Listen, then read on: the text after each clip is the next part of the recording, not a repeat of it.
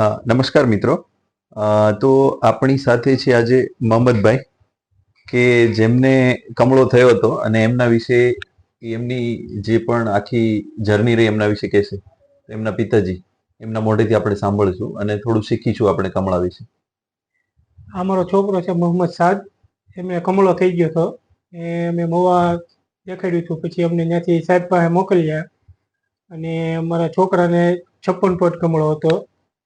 પછી અમને સાહેબે જે કીધું ને અમે જે કર્યું એનીથી અત્યારે 7% કમળો થઈ ગયો છે અને રિઝલ્ટ સાહેબનું સારું છે અને સારું એમને સેવા મળી છે.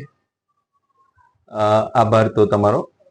તો આ વસ્તુ એટલે કે કમળા વિશે આપણે ખાસ તો એ જાણવું જરૂરી છે સૌપ્રથમ કે લોકોમાં ઘણી બધી ગેરમાન્યતાઓ પ્રવર્તી હોય છે કમળાને લઈને ખાસ કરીને. તો એમાં સૌથી વધુ મહત્વની વસ્તુ એ છે કે ભાઈ કમળો શા કારણે થયો છે એ જાણવું સૌથી અગત્યની વસ્તુ છે.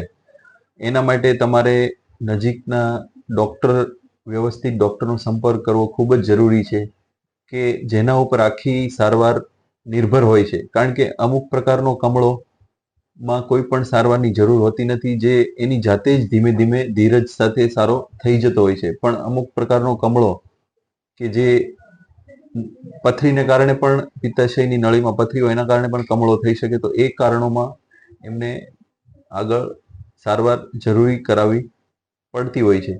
એટલે બીજું એ કે ભાઈ કમળામાં ખાસ તો ખાવા પ્રત્યે ઘણી બધી માન્યતાઓ પ્રવર્તી હોય છે.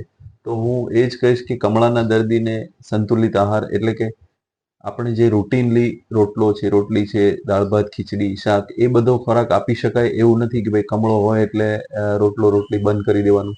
એ બધા ખોરાકની જરૂર કમળાવાળા દર્દીને હોય જ છે. એટલે સંતુલિત આહાર કે જેમાં ઓછા પ્રમાણમાં ઘી અને તેલ હોય એ પ્રકારનો ખોરાક બધો, ફ્રૂટ્સ અને આ સંતુલિત આહાર લઈ શકાય.